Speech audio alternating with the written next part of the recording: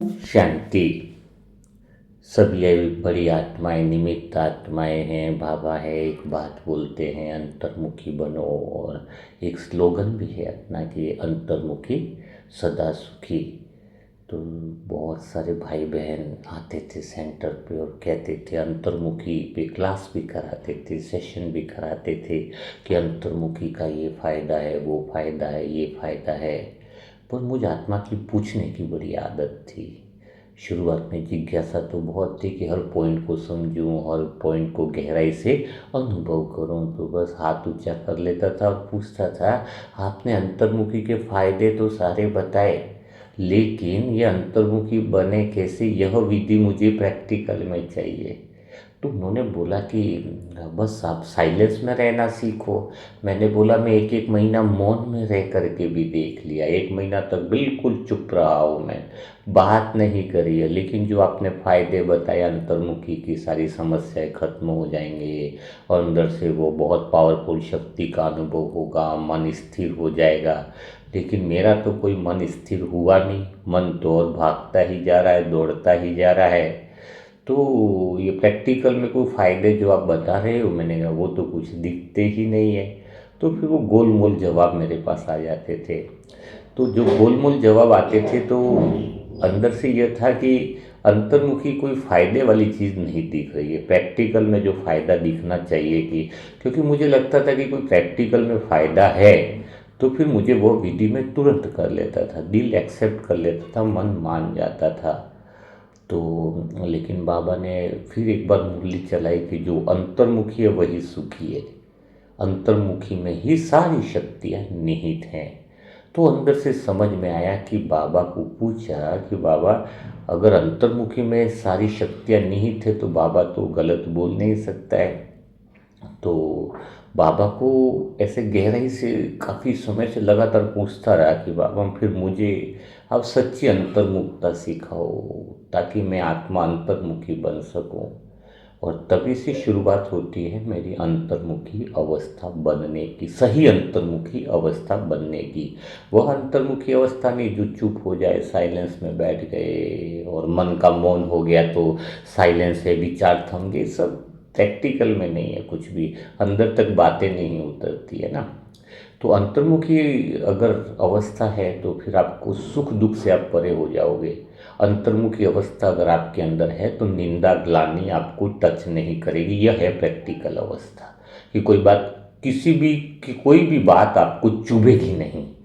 कोई भी बात कितना भी आपको उल्टा बोल दे, कितना भी आपको शब्द गिराने वाले रहें, लेकिन आपकी अवस्था बहुत अच्छी बनी रहेगी अगर आपने सच्चे अर्थों में अंतर्मुखी अवस्था को प्राप्त किया है। तो वो प्रैक्टिकल फायदा दिखेगा। बाकी भाषण करना कि मन शांत है तो अंतर्मुखी है, भीतर की यात्रा कर ली तो अंतर्मुखी है, नहीं। अगर आपको दो बातें कह करके आपका चेहरा उतर रहा है तो अंतर्मुखी को आपने जाना है, बहुत अच्छे से जाना है, लेकिन खाली शब्दों के द्वारा वो अनुभव नहीं किया। तो मेरी यात्रा उसके आगे की थी कि मुझे तो उस स्थिति तक पहुंचना था जहां पर मुझे कोई निंदा करे, कोई बोले, कुछ ये करे तो वो फर्क ना पड़े। तो उसकी शुरुआत हुई मेरी अंतर्मुखी की अवस्था को बहुत अच्छे समझने के लिए कि एक बात मुझे बहुत अच्छे से समझ में आ गई कि आत्मा तो खुश है, आनंद है, मज़े में है, लेकिन ये जो मन है बाहर इसलिए ही भागता ही रहता है ना। तो वो बाहर क्यों भागता रहता है, क्योंकि वो कहीं ना कहीं शक्ति का भूखा है, वो कहीं ना कहीं मन कमजोरी का अनुभव करता है। तो बाहर के कभी मनोरंजन के द्वारा, कई बार दूसरों की बातें सुनकर, है ना, तो वो शक्तिशाली स्थिति का अनुभव करना चाहता है, उसको शक्ति की भूख है। लेकिन सबसे बड़ी बात यह है कि जो मन को शक्ति चाहिए तो वह गलत रास्ते चुन लेता है, गलत दिशा में चला जाता है। इसीलिए मन की शक्ति सदा नहीं रह पाती है। यह बात ही समझने लायक है। वो कैसे, उसको और अच्छे से मैं आत्मा क्लियर करता हूँ। जब मुझे आत्मा ने बाबा का जो वृक्ष वाला जो फोटो है अपनी झाड़ का, वो मैंने गहराई से देखा लगभग 3-4 घंटे। तो उसमें एक बहुत अच्छी चीज़ का मैंने अनुभव किया कि बाबा तू बीज है और पूरा पेड़ है और सभी हम जो आत्माएं हैं एक तरह से फल की तरह हैं। तो आप ज़रा सोचो, क्लियर बात बहुत अच्छे से दिल में समझ में आती है कि बाबा जो बीज है और हर एक पेड़ पर फल लगे हुए हैं। तो हर एक पेड़ पे जो फल लगे हैं तो जो बीज जड़ में है वही बीज हर एक फल के अंदर है ना। कितने भी फल लगेंगे तो हर एक फल में बीज तो रहेगा ना। तो एक तो बीज हो गया नीचे पेड़ की जड़ में और एक बीज हो गया फलों के अंदर बीज हो गया। तो यहाँ पर जब बात आती है वह यह आती है कि जब हम कोई तारीफ अपनी कर रहा है, कोई निंदा अपनी कर रहा है, कोई हमें सम्मान दे रहा है, कोई क्या कर रहा है, तो उसमें एक बात बहुत गहरी होती है कि हर एक फल जो है, हम जो आत्माएं हैं, वो मैं खुद ही जैसे कोई मेरी तारीफ कर रहा था तो जैसे मेरी मन की शक्ति बढ़ गई हो, तो वो वास्तव में क्या हो रहा था, उससे मुझे ऊर्जा मिल रही थी, तो मेरे मन की शक्ति बढ़ गई है। और किसी ने निंदा की तो इसका मतलब क्या किया, उसने मेरी शक्ति को ब्लॉटिंग पेपर की तरह सोख लिया है। मन की शक्ति को क्या किया, उसने सोख लिया। तो पूरा दिन के खेल में हम मेरे साथ क्या है चीज़ें हो रही थी, दो ही चीज़ें हो रही थी कि कोई अगर मेरी निंदा कर रहा है, तारीफ कर रहा है, तो मेरे मन की शक्ति बढ़ रही है, ऊर्जा बढ़ रही है। और दूसरी बात, कोई मुझे दुख दे रहा है, कोई परेशानी वाली बातें कर रहा है या कोई मुझ पे चिड़चिड़ापन कर रहा है, तो मेरे मन की ऊर्जा को वो क्या कर रहा है, वह सोख रहा है। तो मैं हमेशा फिर पूरा दिन क्या करता था, यही बात तो मैंने आत्मचिंतन किया कि मैं ऐसी आत्माओं के पास बैठता था जहाँ से मुझे ऊर्जा मिले, मेरी शक्ति बढ़े। हाँ, ऐसे लोगों को लोग बहुत अच्छे लगते थे जो थोड़ी मेरी तारीफ करे, जो मेरी थोड़ी कदर करे, जो थोड़ी मेरी दिल की बात सुने, वो लोग मुझे बहुत अच्छे लगते थे। क्यों? क्योंकि वह मेरे मन की ऊर्जा को बढ़ा देते थे। लेकिन ये खेल कब तक चल सकता है? कई बार जो मेरी ऊर्जा को बढ़ाने वाले अच्छे लोग हैं, कई बार मिले, कई बार नहीं मिले, कई बार वो बिजी हो गए, कई बार नहीं हुए, तो फिर क्या होगा?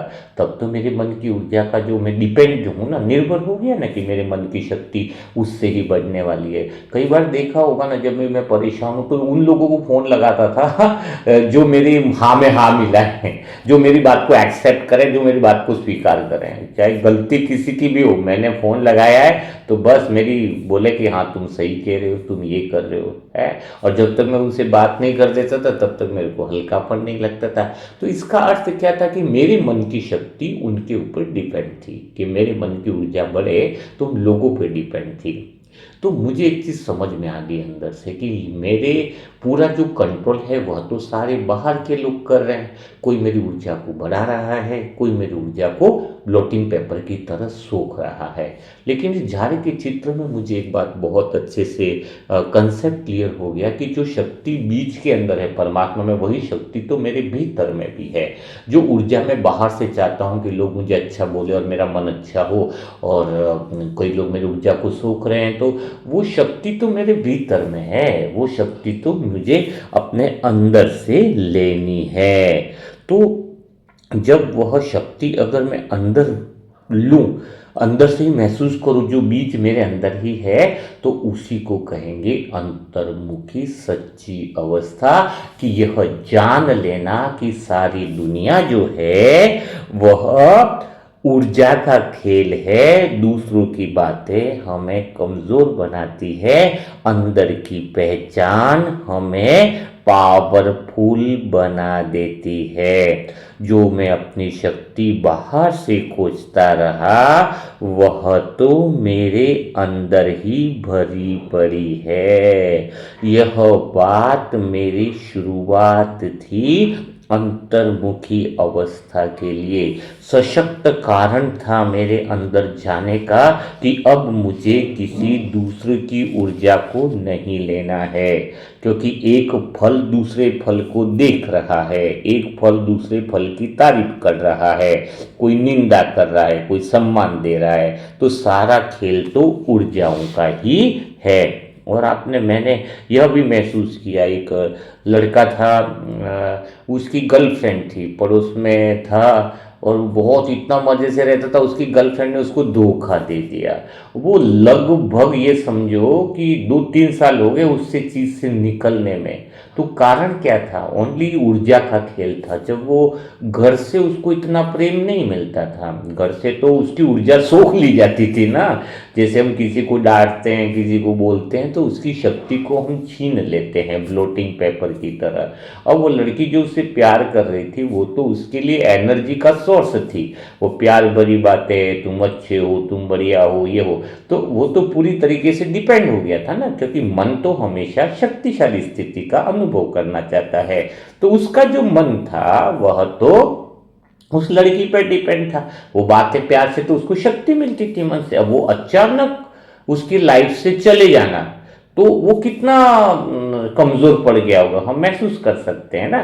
तो ये सारी जो ऊर्जा का खेल है, मुझे बहुत अच्छे से समझ में आ गया था कि लोग बहुत गलत कर रहे हैं। तभी तो हम किसी पे, बाबा कहते हैं ना, तुम किसी पे डिपेंड हुए, किसी को तुमने कमजोरी बनाई। कमजोरी है क्या चीज़? जब कोई हमारी तारीफ करता है, हम उसके साथ रहना पसंद करते हैं, उसके साथ ज़्यादा समय बिताना चाहते हैं, लेकिन वो समय बिताना नहीं है, वो हमारी कमजोरी है कि हम उससे एनर्जी लेना चाह रहे हैं। क्योंकि मन की आदत है, वह हमेशा पावरफुल रहना चाहता है, वो शक्तिशाली रहना चाहता है, वो ऊर्जा से भरा हुआ रहना चाहता है। तो वो भीतर की ऊर्जा तो ले नहीं पा रहा है। भीतर में ही वो आत्मा का जो बीज है ना। तो यह सब चीज़ें समझने वाली बातें हैं। तो मुझे उस दिन से समझ में आ गया कि मुझे साफ दिखाई देने लगा कि मेरा लक्ष्य अब बाहर की परछाइयों को पकड़ने का नहीं था, है ना। अब तो मुझे समझ में आ गया कि मन को असली शक्तिशाली बनाना है, तो यही योग की साधना है कि हम अपने मन को शक्तिशाली बनाएं। सारे योग का आधार है। इसलिए बाबा कहते हैं कि तुम्हें अंतर्मुखी हो जाओ। अंतर्मुखी का अर्थ क्या है कि अंदर की लाइट को ऑन कर दो, है ना। यह अनुभव का सबसे मेरा गहरा हिस्सा था, जब मैंने महसूस किया कि अब जो है वो मुझे ऊर्जा किसी और को ऐसे और से लेनी नहीं है, मुझे तो ऊर्जा दूसरे को देनी है। मैंने अपने अंदर वो बीज को महसूस किया। भीतर में एक बहुत गर्म, शांत और दिव्य लहर उठी, जैसे कोई कह रहा हो कि अब तू फल नहीं रहा, बीज को पहचानने वाला बन रहा है। यह बात मेरे लिए बहुत गहरी थी, जब मैं मन और ऊर्जा के खेल को समझ रहा था। वो दिन बहुत प्यारे थे। तभी मेरे सामने गहरी बातें बिल्कुल अनुभव की तरह खुलने लगी, जैसे कोई मन की अंदरूनी मशीनें खोलकर दिखा रहा हो। मुझे पहली बार एहसास हुआ कि मन के सारे उतार चढ़ाव जो हैं, वह सिर्फ ऊर्जा के उतार चढ़ाव हैं। कोई मुझे प्यार करे तो मैं थोड़ा सा भर जाता हूँ, क्योंकि उससे ऊर्जा मिल जाती है। कोई मुझे डांट दे तो मैं सूख जाता हूँ। कोई तारीफ दे तो मुझे शक्ति मिल जाती है। कोई मेरा अपमान करे तो मेरा मन कमज़ोर पड़ जाता था। तो उस समय मेरे अंदर यह सत्य बात गूंजने लगी कि अरे, मेरी तो पूरी ज़िंदगी दूसरों की बैटरी से चल रही है। हाँ, मैं तो खुद कुछ कर ही नहीं रहा हूँ। वो दिन बहुत अच्छे लगते हैं मुझे, चिंतन के शुरुआती दिन। तो मैंने बहुत बार सोचा था कि लोगों की बातों से दुख होता है, लेकिन उनकी दुख उनकी बातों से नहीं होता है। दुख इसलिए होता है क्योंकि उनकी बातें जो हैं, वो मेरी ऊर्जा को खींच कर लेकर चली जाती हैं। बताया ना, जैसे कि कोई फ्लोटिंग पेपर स्याही सोख लेता है, वैसे कोई निंदा करता है तो मेरी शक्ति को सोख लेता है। उस पल मुझे लगा कि क्या मैं इतना कमज़ोर हूँ कि कोई भी 2 मिनट में मेरी हवा निकाल के चला जाए, मेरी ऊर्जा निकाल कर चला जाए। तो इस सोच ने मुझे भीतर से हिला दिया। फिर बाबा जैसे अंदर वो वाइपर करते हुए बोल रहे हों कि बच्चे, अब कोई तेरी ऊर्जा तब ही ले सकता है जब तू बाहर की तरफ ध्यान रखता है। ध्यान अंदर कर ले तो ऊर्जा वेस्ट में बहना बंद हो जाएगी।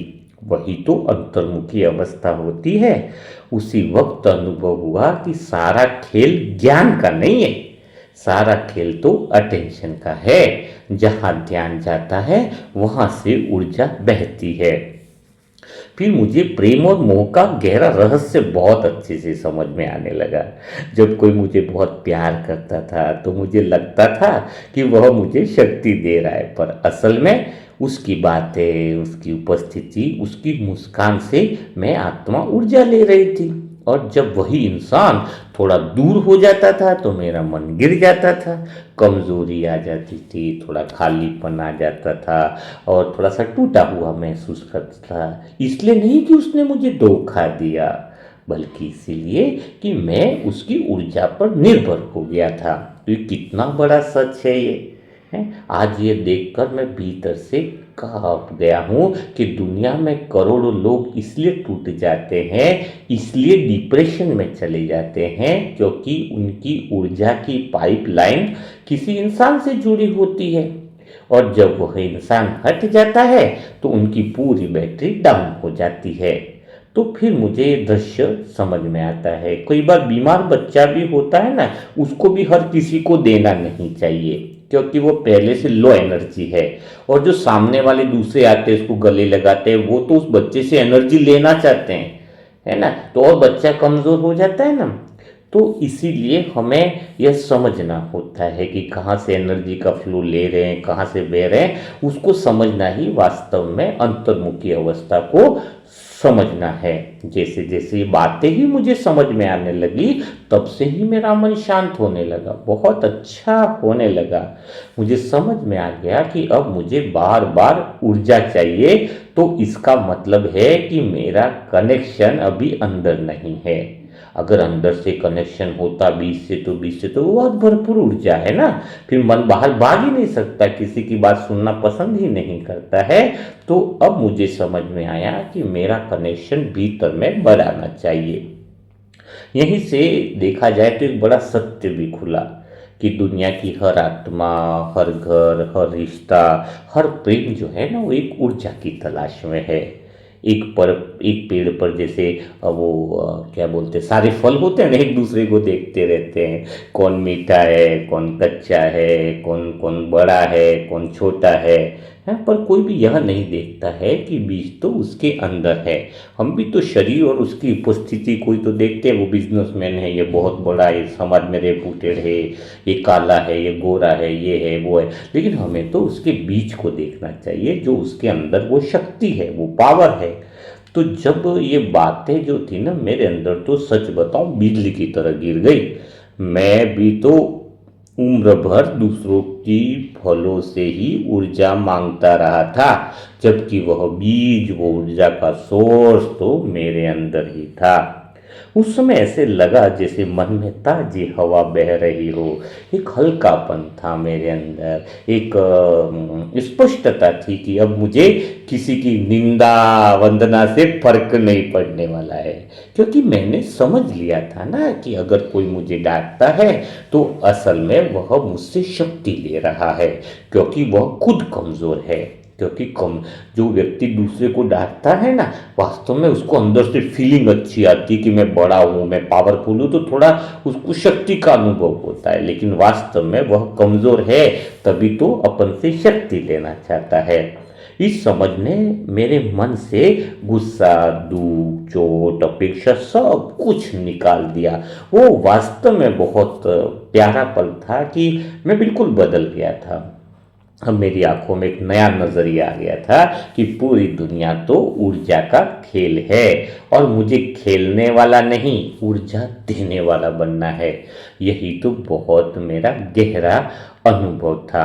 और जब मन और ऊर्जा का राज खुलने लगा तो तभी एक मुझे गहरा एहसास हुआ। बहुत अच्छा, वो सेंटर में मुझे बहुत अच्छा शाम का समय हुआ था, तो मुझे बहुत गहरा एहसास हुआ कि मेरे जीवन का लक्ष्य ही गलत दिशा में था। मैं हमेशा अपने मन को शक्तिशाली बनाना चाहती थी, पर मेरा ध्यान तो उन चीज़ों पर था जो खुद ही कमज़ोर थी। जैसे रिश्ते हैं, उनसे मैं मजबूत बनूं, तो रिश्ते तो है, बात है, सफलता, सम्मान, लोग, इसका परिणाम क्या होगा, मेरा मन तो उन चीज़ों पर निर्भर था। तो बाबा जैसे अंदर से बोल रहे थे कि बच्चे, तू दूसरों से शक्ति ले रही है, इसलिए तेरा मन डगमगाता है, तू अपनी ही परछाई के पीछे दौड़ रही है। इस बात ने मुझे रोका, मैंने महसूस किया कि सचमुच मैं दूसरों के व्यवहार, दूसरों की अच्छाइयाँ, बुराइयाँ, दूसरों की प्रतिक्रिया से अपने मन की शक्ति को नापती थी। जब कोई अच्छा कर दे तो मेरा मन भर जाता था, जब कोई बुरा कर दे तो मेरा मन टूट जाता था। तो तभी एक दृश्य भी मुझे याद आता था कि एक बच्चा अपनी ही परछाई पकड़ने के लिए गोल गोल दौड़ता है। परछाई आगे भागती रहती है, बच्चा और तेज दौड़ता है, पर उसे कभी परछाई मिलती नहीं है। तो हम भी तो वही कर रहे हैं कि हमारी परछाइयाँ, हम सोचते हैं कि लोग खुश हो जाएं, परिवार बदल जाएं, बच्चे सफल हो जाएं, सब अच्छा मुझसे बात करें, सब मुझे समझें, परिस्थितियाँ सुधर जाए, लोग प्यार दें। ये सब मैं उन्हीं परछाइयों के पीछे अपना समय लगाती रही थी। ये लक्ष्य पूरे भी होते थे लेकिन थोड़े समय के लिए, फिर वह वापिस खालीपन लौट आता था। तो उस दिन मैंने महसूस किया कि मैं अपने मन को परछाई पर टिका रखा था, बीच पर नहीं। ये मन जो परछाई पर जो टिका रखते हैं ना कि फैमिली में ये खुश हो जाए, वो खुश जाए, हो जाए तो फिर मेरा मन खुश, तो मेरे मन की ऊर्जा बढ़ेगी, वो तो कंडीशन होगी ना, वो तो फिर अपन स्वनिर्भर नहीं रहे। तो हमारा ध्यान जो है बीच पर होना चाहिए। तो मेरा पूरा ध्यान, अटेंशन आत्मा पर हो गया, सत्य पर हो गया, शुद्ध केंद्र पर हो गया। और जब मेरा अटेंशन शुद्ध केंद्र पर हो गया तो वहीं से सच्ची अंतर्मुखी अवस्था का जो है वो निर्माण हो गया, शुरुआत हो गई। क्योंकि शिव बाबा ने अंदर से वह बहुत बड़ा सच मुझे दिखा दिया था कि परिवार के हर सदस्य की कमज़ोरी उनके व्यवहार में नहीं होती है, एक्चुअल में उनकी ऊर्जा में होती है। एक बच्चा पढ़ाई नहीं करता और हम उसे डांटते रहते हैं कि भाई तुझे तो पढ़ाई करनी चाहिए, तुझे ये नहीं आता, वो नहीं आता। हम सोचते हैं कि हम उसका कैरियर बना रहे हैं, लेकिन डांटते ही उस बच्चे की ऊर्जा और गिर जाती है और वह और कमज़ोर हो जाता है। उसे लगता है कि मुझे समझने वाला कोई नहीं है, और तभी कोई बाहरी व्यक्ति मोह, प्रेम, आकर्षण उसको थोड़ी सी एनर्जी दे देता है, बस वह उसी की तरफ खींच जाता है। और मुझे ये बात तो बिल्कुल दिल तक छू गई थी। हमारी बातों से बच्चों की बैटरी डाउन होती है और किसी दूसरे की दो मीठी बातें उनकी बैटरी को तुरंत चार्ज कर देती है। तो मुझे एक भारी सीख मिली, एक लेसन मिला, बहुत गहरा लेसन था मुझे कि कैरियर बाद में बनता है, पहले ऊर्जा बनती है। और ये ऊर्जा गिर गई तो समझ गिर जाती है, निर्णय गिर जाता है। मैं तो कहता हूँ ऊर्जा गिर गई तो चरित्र भी गिर जाता है ना। जब मन कमज़ोर होता है तभी तो देहभान, विकार ये सब आने का कारण यही है, क्योंकि मन काम विकार जो ज़्यादा आता है ना, उसका गहरा राज है, उसका मन बहुत वीक हो जाता है। उस समय वह किसी से एनर्जी लेना चाहता है। देखना कोई इंसान डिप्रेशन में आ गया, थोड़ा सा टेंशन में आ गया तो तुरंत काम विकार की तरफ भागेगा, है ना, उसको और कुछ नहीं सूझेगा। तो वो काम विकार से उसको लगता है कि मेरे मन की शक्ति बहुत ज़्यादा, एक्साइटमेंट में एकदम से मन एक्साइटमेंट में आ जाता है ना, एकदम तुरंत ऊर्जा महसूस करना चाहता है मन, है ना, कमज़ोर है तो एकदम से। तो ये बहुत गहरी बात है। कोई बोलता है कि मेरे काम विकार कंट्रोल नहीं हो रहा, अरे मन की शक्ति जिसकी बढ़ी हुई है उसको कोई विकार टच भी नहीं, क्योंकि मन पावरफुल है तो वो कहीं भागेगा नहीं ना। मन बाहर की तरफ भाग रहा है किसी से ऊर्जा लेने के लिए, कोई और बातों की एनर्जी लेने के लिए, अर्थात मन अभी कमज़ोर है। तो ये बातें थोड़ा सा हिंट्स दिया है आपको समझाने के लिए। तो ये बहुत अंतर्मुखी बनना यानी अपने मन की ऊर्जा को बढ़ा देना होता है। तो हम इसलिए हमें बस इसी बात से मुझे समझ में आने लगा कि हम सोचते हैं कि उसे पढ़ाना हमारी जिम्मेदारी है, पर असल में उसकी बच्चों की ऊर्जा को उठाना, परिवार की हर एक आत्मा की ऊर्जा को उठाना, एनर्जी को उठाना, यह वास्तव में हमारी जिम्मेदारी है।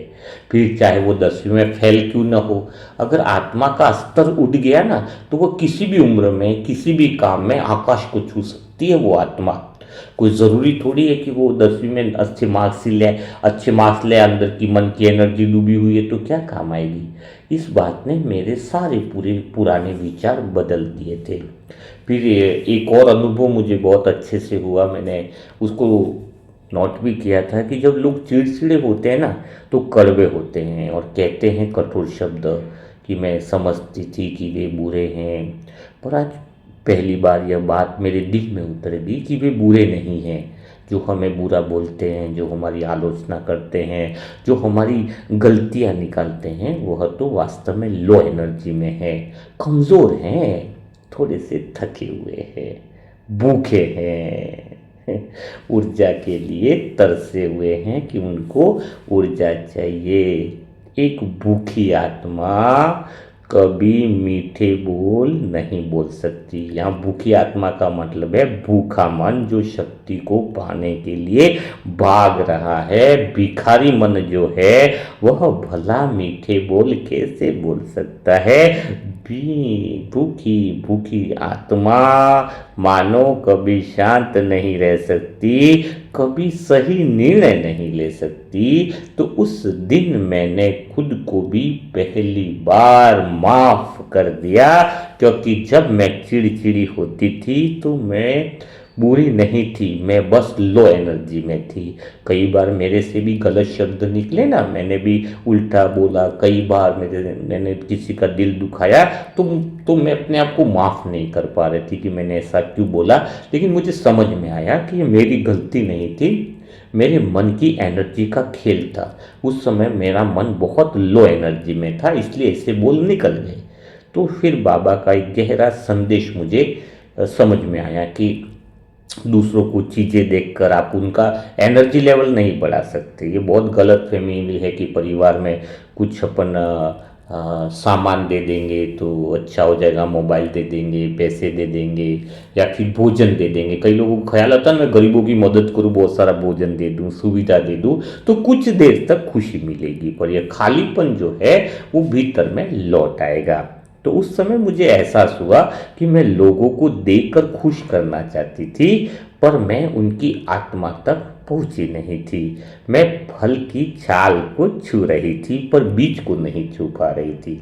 और उसी पल मेरे अंदर एक शांत संकल्प बना कि अब मैं किसी को चीजें नहीं दूंगी, अब तो मैं ऊर्जा दूंगी, शक्ति दूंगी, दुआ दूंगी। और उसी पल मीठी आत्मा को लगा कि उसका रास्ता साफ हो गया है। वो मीठी आत्मा मैं ही थी, अर्थात मुझे लगा कि मेरा रास्ता साफ हो गया है। यही तो बहुत गहरी बातें करने वाली थी, गहरी बातें मेरी दिल को छू जाने वाली थी। और फिर तो ऐसा लगता था, फिर तो मैं अपनी बातों में ही रहता था। ऐसा लगता था कि मैं बस अब बीच के अंदर आ गया हूँ, बीच को पहचान लिया है। हाँ, मेरे अंदर समझ पूरी तरह से बैठ गई थी कि शक्ति बाहर नहीं है, मेरे अपने भीतर में है। उसी पल सच बता रहा हूँ कि मेरे को अंदर से गहरा सन्नाटा फैल गया था, जैसे भीतर कोई जगह खाली हो रही हो और कोई बहुत प्यारी रोशनी उसमें उतरना चालू कर दी हो। क्योंकि भीतर में अब लोग नहीं बचे, किसी से इच्छा नहीं बची, किसी से अच्छी बात करने की तमन्ना नहीं, कोई अच्छा मुझसे बोले वो फर्क नहीं, सुख दुख का फर्क नहीं। तो अंदर बहुत कुछ खाली हो गया। जब मन अंदर से खाली हो जाता है तो ऐसा गहरा अनुभव मुझे होने लगे कि मानो बाबा की वह रोशनी मेरे भीतर में उतरना शुरू कर दी हो। फिर ऐसे लगा कि मैं धीरे धीरे मानो शांति के एक बड़े समुंदर में उतर रही हूँ। उसी शांति में बैठकर मैं बाबा को बोलती थी, बाबा आ जाओ मेरे पास। और बाबा तो मानो वह जो अंतर्मुखी की जो सच्ची अवस्था है, उसमें अगर तुम बाबा को बुलाते हो तो हर बुलावे में आपको गहरा अनुभव होता है।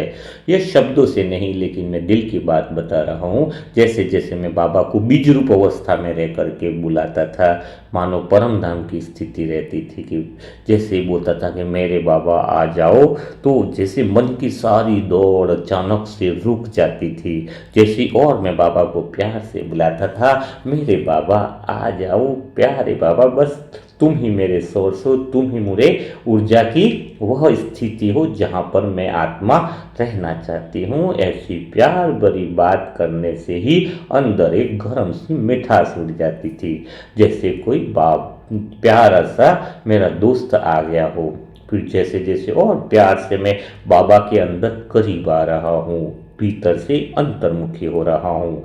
बिल्कुल साफ अनुभव होता था कि मेरे आसपास का वायुमंडल बहुत हल्का हो गया है, मेरी एनर्जी चारों तरफ फैल रही है, क्योंकि अब मैं किसी से ऊर्जा मांगने वाला नहीं बचा था, मैं तो ऊर्जा देने वाला बचा था। मुझे नशा था, बड़ा आनंद था, और जब मैंने सत्यता से वो चीज़ों को प्रैक्टिस करके अनुभव करने लगा तो चारों ओर का वातावरण रियली बहुत शांत हो जाता था। मेरे रोम रोम में एक अजीब सी ठंडक दौड़ने लगती थी। ऐसा लगता था कि बस मेरे बाबा आ जाओ, और तो उस साइलेंस में, उस भीतर की अंतर्मुखी अवस्था में बाबा कंबाइन लगता था। बाबा की वो चिर परिचित आवाज़ मानो अंदर से सुनाई दे रही हो, कि बाबा खुद कह रहे हैं कि मैं तो तुम्हें अंदर से शक्ति भर रहा हूँ।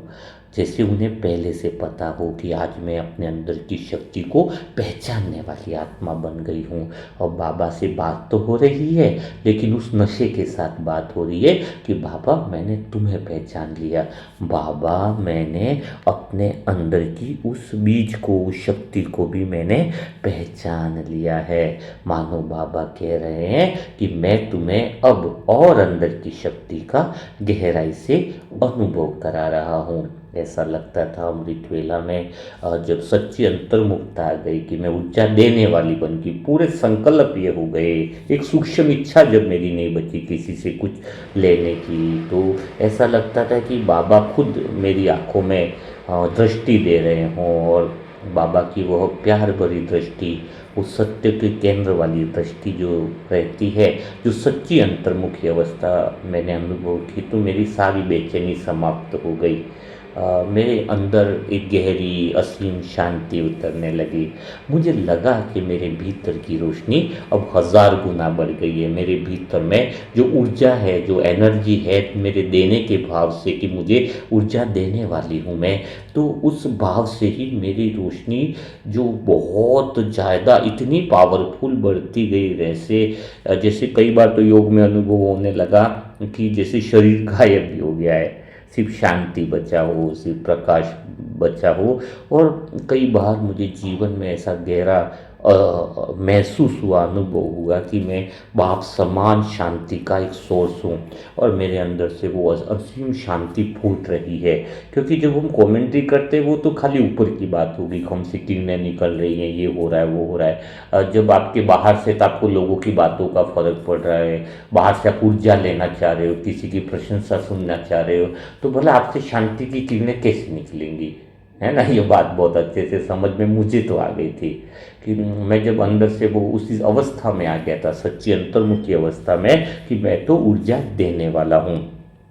तो बाबा फिर मुझे बार बार मानो ऐसे कह रहे हैं कि आज से तू मेरा काम तुम करना, यानी मेरी जगह तुम संसार को शांति देना, क्योंकि मेरा आत्मा तो देने वाली बन गई थी। तभी से मेरा दुआ देने का पाठ चालू हुआ कि मुझे अब सबको दुआ देनी है। जो ख्याल मेरे अंदर आया कि दुआ देनी है, क्योंकि अब लेना तो बचा नहीं, तो काम क्या रहेगा, इंसान या तो लेता है या देता है, दो ही तो काम पूरा दिन करता है। तो मेरा तो काम अब एक ही बचा था कि मुझे तो शांति देनी है। जैसे बाबा मुझे जिम्मेदारी दे रहा हो कि अब तुझे सबको शांति देनी है, वो ऊर्जा सबको देनी है जो मन से कमज़ोर हो रहे हैं। ऐसी बातें गहराई से अनुभव होने लगती थी, तो एक अजीब सा उत्साह उठता था कि चलो बाबा मैं तैयार हूँ आपका काम करने के लिए। और अमृत वेला में मैं लगभग 10,000 20,000 ऐसी दुखी आत्माओं को इमर्ज करता था, और मानो मेरी आंखें तो बंद हो और वो 10,000 दुखी आत्माएं मानो मेरे सामने आ गई हो।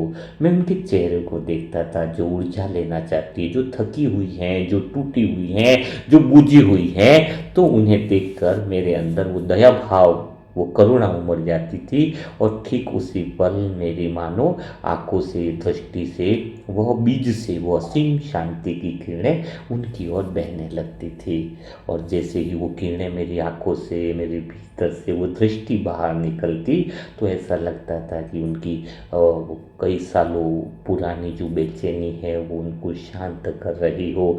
उनके अंदर जो डर है वो डर खत्म हो रहा है।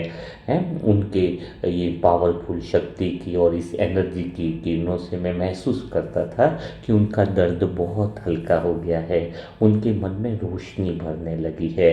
उन सभी को अंदर तक वो भर देने वाली ऊर्जा, असीम शांति का गहराई से अनुभव हो रहा है। कई बार तो मैं आत्मा ऐसे बाबा के प्यार में ऐसे रो जाती थी कि मुझे ऐसा लगता था कि बाबा आपने तो मुझे शक्ति देने वाली आत्मा बना दिया, आपने तो मुझे दुआ देने वाली आत्मा बना दिया। और ऐसे ही कई बार तो बाबा कहते थे कि खाली इन दुखी आत्माओं को ही तुम शक्ति दोगे, मंदिर में भी जाओ, वहाँ भी प्रकट हो जाओ। और सच में एक ही पल में ऐसा लगता था कि मैं खुद को ही सभी बड़े मंदिरों में एक साथ मौजूद पाया हूँ। कभी मैं देवी के रूप में ही नहीं बल्कि शांति के एक सोर्स में बैठी हुई मैं आत्मा हूँ। लोग आते हैं मंदिर में, मैं वो भीतर की अंतर्मुखी अवस्था में, देने वाली अवस्था में, मंदिरों में मैं आत्मा देवी रूप में बैठी हूँ। लोग आ रहे हैं, माथा टेकते हैं, दुआ मांगते हैं, और जब उन्हें आँखों से वो तुरंत सुख मिलता चला जा रहा है, ऐसा ऐसा मुझे अनुभव हो रहा था कि मेरे भीतर से जो दुआ है, एनर्जी निकल रही है, वो उनकी शुद्ध मनोकामनाएं भी उनसे पूर्ण हो रही है। सबसे बड़ी बात है, उनके मन हल्के होने लगे हैं, उनके माथे पर एक सुकून उतरने लगा है। उस पल मुझे महसूस हो रहा था कि बाबा ने मेरी आंखों में वह नज़र डाल दी है जो भक्तों की प्यास बुझा सकती है।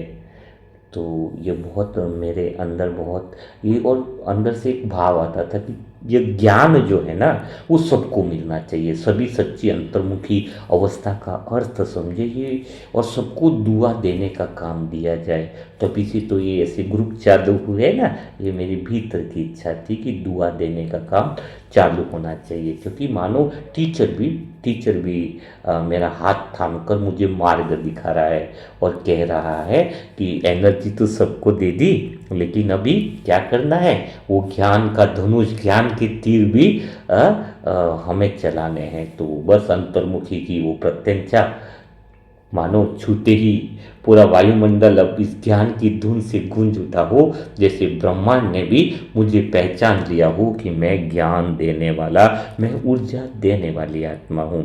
तो ये अंतर्मुखी के जो तीर हैं ज्ञान के, वो मैं हजारों अज्ञानी आत्माओं को सतोगुणी बनाने के लिए वो ज्ञान के तीर यूज करने लगा। यानी सबको सच्ची सच्ची ज्ञान का अर्थ समझाने में मुझे बहुत अच्छा लगता था। मानो मेरे दिन से, पूरे दिन से वो ज्ञान के तीर छोड़ता ही रहता था।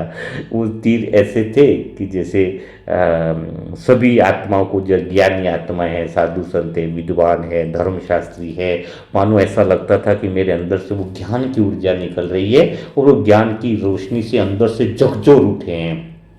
सभी बीके भाई की आत्माएं भी मानो खुल गई हैं, उनकी मान्यताएं पिघल गई हैं कि सच्चा अंतर्मुखी कहते किसे हैं। मानो ऐसा लगता है कि उन सब आत्माओं को ज्ञान के तीर लग गए हों, सच सामने आ गया हो। और इस तरीके से अंदर से वो बहुत प्यारे प्यारे अनुभव होते थे। और मैं अपने परिवार वाले, रिश्तेदार वाले, मेरे मोहल्ले के लोग, उनके अंदर भी ऐसा लगता था कि अब 1000 गुना ऊर्जा उठने लगी है। जैसे उनका मन जो है अब वो ऊर्जा से भर गया है, ज्ञान की प्यास से भर गया है। जब वे दौड़ते हुए अब ऐसा लग रहा था कि सब मेरे पास आ रहे हैं और मैं उन्हें सेंटर का रास्ता दिखा रहा हूँ। और यह सब करते हुए पहली बार अपने ही अंदर मानो मैंने एक नई पहचान में प्रवेश कर लिया था कि अब मैं कोई साधारण आत्मा नहीं हूँ, मैं वह आत्मा हूँ जो स्वयं भगवान के विशेष कार्य के निमित्त बनी हूँ। सच्ची अंतर्मुखी आत्मा हूँ जो दूसरों को ऊर्जा बांटने के लिए इस संसार में अवतरित हुई हूँ। मेरा काम सुबह से शाम तक ऊर्जा देना है, कमज़ोर आत्माओं को ऊर्जा देना है, जो मेरी निंदा करे उसको मुझे ज़्यादा ऊर्जा देना है, जो मेरी तारीफ कर रहा है उसको ज्ञान की ऊर्जा देना है कि वो समझ जाए बात को। तो अब मैं आत्मा किसी के प्रभाव में नहीं आती, बस एक ही भाव रहता है कि ऊर्जा के आधार पर बातचीत होती है कि सामने वाला मुझसे बात कर रहा है तो उसके मन की स्थिति क्या है। वो अगर आधा घंटा फ़ोन पे बात कर रहा है, 20 मिनट फ़ोन पे कोई मुझसे बात कर रहा है, तो पहले मेरा काम होता है कि मैं उसको ऊर्जा दूं और उसके बाद बात करूं। जब आप सबको परिवार में ऊर्जा देने लग जाओगे ना, तो सच में सारे परिवार की आत्माएं तो छोड़ो, सारे संसार की आत्माएं आपकी एक बात से पूरी दिशा बदल देंगी। लेकिन आप क्या करते हो? उनसे कुछ मांगते हो, उनसे इच्छाएं रखते हो, उनसे अपेक्षा रखते हो। तो आपको आज डिसीजन करना होगा, चुनाव। बाह्यमुखी का अर्थ है लेने वाले, अंतर्मुखी का अर्थ है देने वाले, ऊर्जा देने वाले। बाह्यमुखी का अर्थ है बाहर की तरफ देह और देह की बातों को देखना, और अंतर्मुखी का अर्थ क्या है? अंतर्मुखी का अर्थ है सिर्फ आत्मा को देखना, एनर्जी को देखना। जिस दिन मन को बाहर से हटाकर भीतर में लगा दोगे ना, उस दिन शक्ति जाग जाएगी, उस दिन सत्य के केंद्र पर पहुंच जाओगे। क्योंकि दूसरों की बातों से नहीं, अपने भीतर की वो अनसुनी आवाज़ जो है बाबा की, वही तुम्हें शक्ति देगी। बीज से जुड़ जाओ, परमात्मा से जुड़ जाओ, अनुभव करो बार बार दिन भर में कि मैं फल नहीं हूँ, मैं तो उस फल के भीतर का अमर बीज हूँ। क्योंकि ऊर्जा मांगने वाला जो है ना, वो हमेशा कमज़ोर होता है। इस बात को बहुत अच्छे से बैठा लो। काफ़ी समय से मुरली मंथन सुन रहे हो तो कई बार बाबा मुझे ऐसी बातें बुलवाता है कि ऊर्जा जो मांगने वाला है ना, वो वास्तव में कमज़ोर होता है। ऊर्जा देने वाला जो होता है वह देवता होता है। तो परछाई, जो परछाई के पीछे दौड़ेगा ना, वह जीवन भर खाली रहता है। लेकिन जब मन बीज से जुड़ जाता है ना, तो संसार का कोई तूफान उसको हिला नहीं सकता है। हमेशा ध्यान रखो, प्यार, निंदा, प्रशंसा सब ऊर्जा के खेल हैं, और मैं तो बड़ा मस्त खिलाड़ी हूँ जो इन सब चीज़ों को खेलने के लिए तो बनाऊँ, और बड़ा आनंद आता है। निंदा का खेल खेल रहा है, प्रशंसा, सब में बहुत अच्छे अपन महारथी खिलाड़ी हैं। अंदर से बात पक्की करो कि मेरा मन किसी की बात से नहीं टूटता है, वह तो अपनी दिशा बदलने से टूटता है। जब तुम्हारा मन बाहर की तरफ चला जाता है तो टूटने लगता है, और भीतर की शांति जागते ही संसार की आवाजें अपना असर खो देती है। भीतर से जुड़ जाओ, बीच से जुड़ जाओ, फिर संसार की कोई आवाज, कोई शोर तुम्हें भला कैसे परेशान करती है। क्योंकि बाबा की दृष्टि तो जब भीतर में उतरने लगती है तो मन लाख गुना शक्तिशाली हो जाता है। 1000 गुना नहीं कह रहा हूं, लाख गुना, पदन गुना शक्तिशाली हो जाता है। तो शक्ति बाहर नहीं खोजनी है, अंदर जो तुम सोए हुए हो ना, वो नींद तुम्हें तोड़नी है। जिसने अपने ही बीज को पहचान लिया हो, उसे कोई फल छोटा नहीं बना सकता है। ये बात समझनी चाहिए कि लोग मुझे चोट नहीं पहुंचाते, मेरी ऊर्जा ही उनसे टकराती है। जब लक्ष्य बदल जाता है तो तकदीर भी बदल जाती है। आज लक्ष्य बदल दो कि भीतर में उतरना है, भीतर के बीज को पहचानना है। अब तो एक ही बात है कि मैं आत्मा भी दुनिया से नहीं लड़ती, बस अपने अंदर जो प्रकाश है उससे दुनिया को जगाने का काम करती हूँ। मैं आत्मा जितनी शांत होती हूँ उतना ही ऊंची मेरी तरंगें उठती हैं। जितना मैं आत्मा भीतर में रहती हूँ, मेरी तरंगों की ऊंचाई उतनी ऊंची होती है। भीतर में शांति होने पर हर शब्द पावरफुल हो जाता है। अभी पता नहीं है क्या क्या मैं आत्मा बोलती जा रही हूँ, बहुत अच्छा लग रहा है, लेकिन क्योंकि मुझे समझ में आ गया है कि मेरी कमजोरी कभी बाहर नहीं थी, है ना। कमजोरी तो मेरी ये थी कि मैं ऊर्जा दूसरों से मांग रहा था। अब तो मैं आत्मा देने वाली हो गई हूँ, और निंदा करने वाला मेरी शक्ति कभी नहीं ले सकता। मेरी लापरवाही है जो मैं उसे मौका देती हूँ कि मेरी शक्ति को वो ले ले। मेरी शांति मेरी सबसे बड़ी जवाबी शक्ति है। मैं भीतर में बैठी हूँ, वही सबसे बड़ा, सभी आत्माओं को सबसे बड़ा उत्तर होता है। क्योंकि भीतर में जब बाबा अपना हाथ पकड़ लेता है ना, तो सारी थकावट गिर जाती है। सोचो, आज पूरा दिन में तुम 10,000 दुखी आत्माएं भी हैं, एक किरण से उनको शांत कर सकते हो। यही तुम्हारी विरासत है, यही तुम्हें बाबा का वरदान है। तुम तब तक साधारण थे जब तुम शक्ति को खोजते हो। तुम उस पल से विशेष बन जाते हो जब तुम भीतर की शक्ति को पहचान जाते हो। क्योंकि जिस दिन से मैंने ऊर्जा देना शुरू किया है, उस दिन से पूरी प्रकृति, पूरी कुदरत, पूरी कायनात मेरे आगे झुक गई है। ये मेरा दिल का अनुभव है। अब मुझे किसी बात का भय नहीं, किसी बात का वो नहीं, क्योंकि मैंने देना शुरू किया है। मुझे दूसरों को बदलने की नहीं, उनकी ऊर्जा उठाने की जिम्मेदारी है। मेरे दिल में यही चलता है कि उसके पास धन आ जाए, उसका ये हो जाए। नहीं नहीं नहीं, मेरे दिल में पूरा दिन यही बातें चलती हैं कि मैं दूसरों की ऊर्जा को कैसे ऊर्जा उठाऊं, कैसे बढ़ाऊं।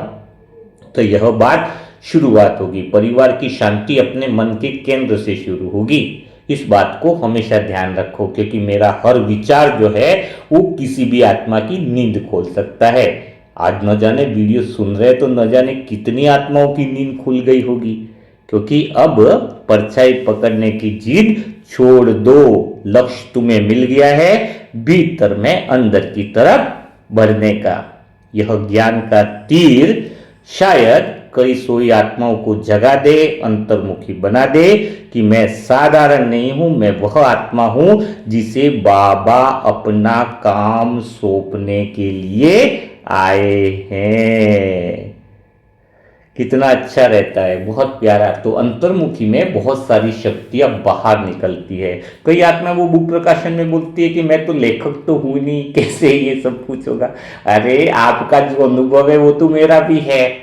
मैं आत्मा भी तो 12th फेल हूं, फिर भी बाबा ने लिखवाया। तो इसका अर्थ क्या है कि अंतर्मुखी में ये अवस्था का अनुभव करो कि इस जन्म में आप लेखक नहीं रहे तो पिछले कई जन्मों में तो कहीं ना कहीं लेखक रहे ही होंगे ना।